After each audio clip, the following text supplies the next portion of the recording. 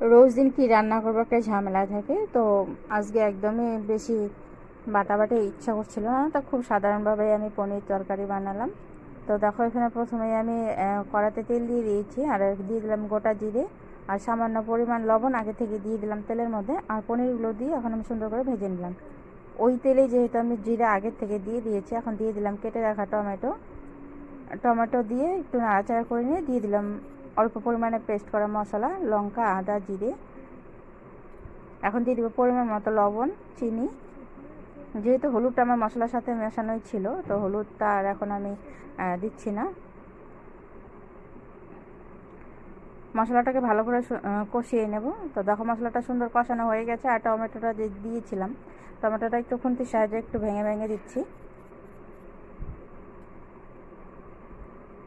এখন দিয়ে দিব এর মধ্যে পরিমাণ মতো জল। জল দিয়ে